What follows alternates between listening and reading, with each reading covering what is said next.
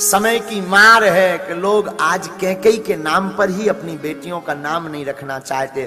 पर रामायण की दृष्टि में कोई हमसे पूछे कि रामायण में सबसे बढ़िया पात्र किसका रहा माताओं में, तो माताओं में जो समर्पण कैकेयी ने किया वो किसी और मैया ने नहीं किया। हाँ, कैकेयी ने जो समर्पण राम के प्रति किया वो किसी ने भी नहीं किया। बालकाल में एक बार राम जी खेल रहे थे और खेल खेल में राम जी ने कैकेयी मैया की आंखों पे हाथ रख दिए। माता तो सब जानती, लेकिन मैया कैकेयी खेल करने लगी तो राम जी ने आवाज बदल करके कहा, बताओ मैं कौन हूं। अच्छा भरत आ गया। भरत, कैकेयी मैया तो पहचान गई थी। भरत आ गया। भरत झूठ बोल दिया। राम जी खिलखिला कर हंस पड़े, मैया तू हार गई है, हम भरत नहीं हम तो राम हैं। अच्छा हाँ हम हार गए बेटा। राम जी बोले, मैया आप हार गई तो हमें कुछ मिलेगा? हाँ हाँ हाँ मांगो। राम जी बोले, मैया जो हम मांगने जा रहे हैं सावधानी पूर्वक सुनना।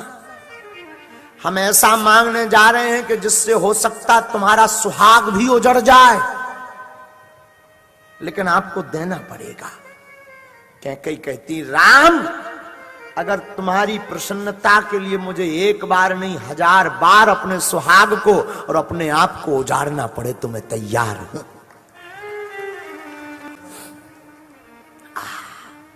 कैकेयी कहती है कि एक बार नहीं 1000 बार मुझे अपने आप को बिगाड़ना पड़े। राम कहते हैं, मां जरा सावधानी पूर्वक सुनो। हम जो मांगने जा रहे हैं उसको मांगने के बाद हो सकता पूरा संसार तुम्हारे ऊपर थू थू करे, तुम्हारे नाम को कलंकित करे। ये ऐसा वर मांगने जा रहे हैं। कैकेयी कहती है, एक बार नहीं मैं जितनी बार जन्म लूं उतनी बार भी मुझे कलंक भोगना पड़े, पर मेरे राम अगर तुम प्रसन्न हो तो मैं उसमें भी तैयार हूं।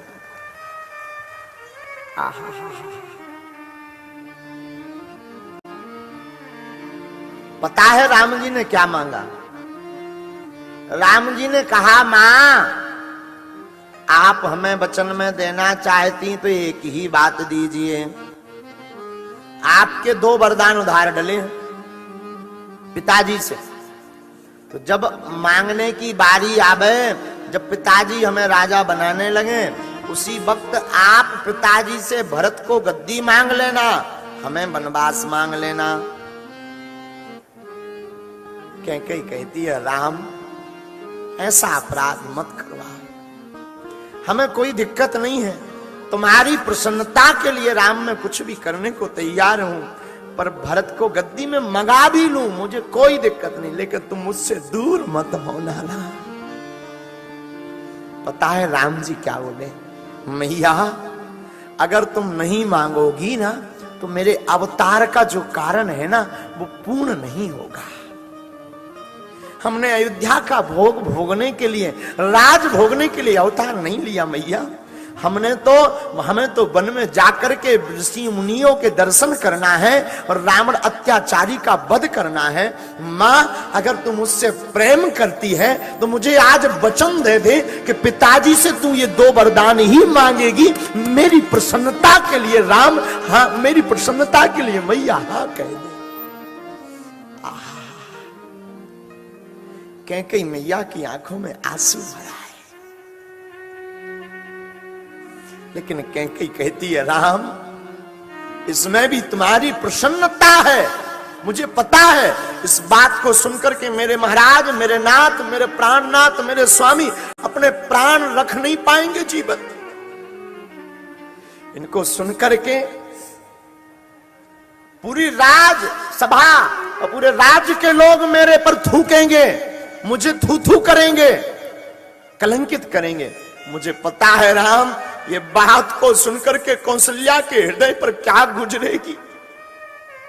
मुझे पता है राम जिस दिन मैं ये वरदान मांग लूंगी कि भरत को गद्दी राम को वनवास, उस दिन से मेरा बेटा भरत मुझे मां कहना बंद कर देगा। राम मां कहना बंद कर देगा। और मुझे पता है राम उस दिन के बाद मैं किसी को अपना ये मुख दिखा नहीं पाऊंगी।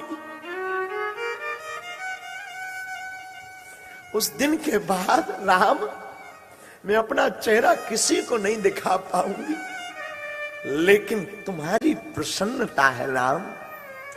हे राघव, हे रघुनाथ, हे रघुवीर, हे रघुनंदन, हे अवधपति, हे राघव, हे राम, तुम्हारी अगर प्रसन्नता है तो मैं वचन देती हूं कि मैं भरत को गद्दी और राम को वनवास मांगूंगी। मां के आंसू राम जी अपने हाथ से पहुंचते। आप लोगों ने सुना यह है कि कैकेयी ने कुबुद्धि की, आपने पढ़ा यह है कि कैकेयी ने कुबुद्धि की। मेरी बुद्धि कहती है कैकेयी जैसी मां ही नहीं हुई। और साधो, कैकेयी निंदनीय नहीं है, रामचरितमानस की कैकेयी हमेशा वंदनीय है।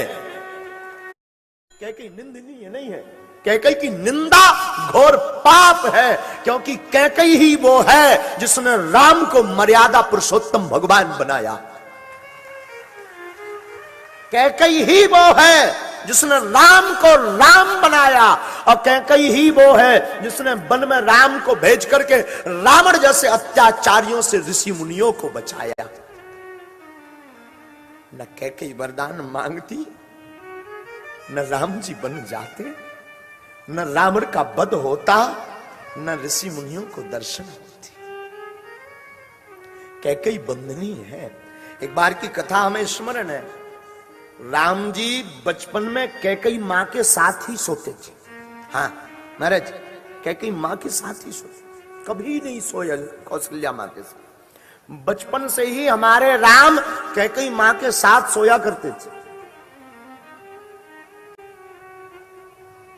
एक बार कौशल्या को लगा कि सब माताएं अपने अपने लाला को लेकर के सोती हैं, मैं आज अपने राम को लेकर के क्यों ना सोऊं। तो शाम के समय राम जी को, रघुनाथ जी को कैकेयी के घर से, कैकेयी के भवन से, कैकेयी के कमरे से, कैकेयी के कक्ष से राम को कौशल्या लिवा लाई। कहा राम आज तुम हमारे पास रहोगे। राम जी ने कहा ठीक है मैया। राम जी आए, मां के बगल में लेट गए।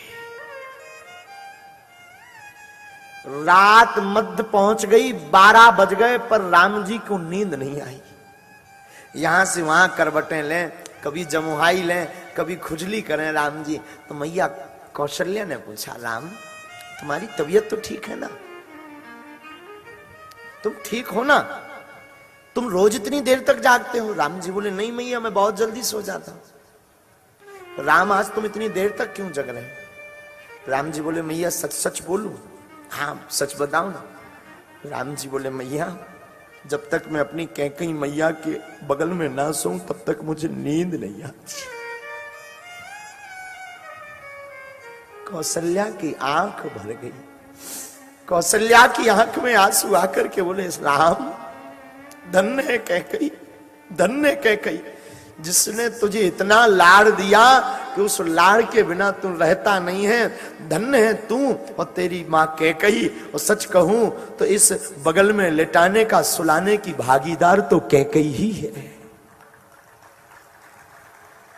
राम जी का हाथ पकड़ा कौशल्या ने, हाथ पकड़ करके, राम जी का हाथ पकड़ करके कौशल्या आई और भवन खोला। तो सोचा राम जी सो नहीं पाएंगे, रात खराब जाएगी, तो जाकर के कैकेयी के भवन में ले जाकर के राम को लिटा दें, राम को सुला दें, राम को छोड़ दें। ये तो कैकेयी का प्यारा है, कैकेयी के साथ ही रहेगा। लेकिन तब तक एक नजारा कौशल्या देखती है तो जमीन खिसक जाती है पैरों तले की।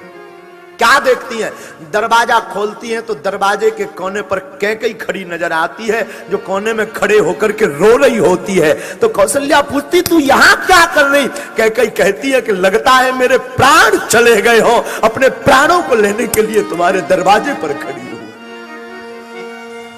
प्रेम है कौशल्या कैकेयी का और राम का, ये प्रेम की पराकाष्ठा है। लोग कहते कि कैकेयी निंदनीय है, लोग कहते कैकेयी ने बुरा किया, हम कहते हैं कभी रामायण पढ़ो, कैकेयी जैसी मां ना हुई है ना हो सकती है। कैकेयी निंदनीय नहीं है, कैकेयी बंदनीय है साहब। कैकई निंदा नहीं, कैकई तो आज भी जिंदा है। हम तो कहते और भी कैकई हो ताकि राम बन जाए और राम मर्यादा पुरुषोत्तम बने।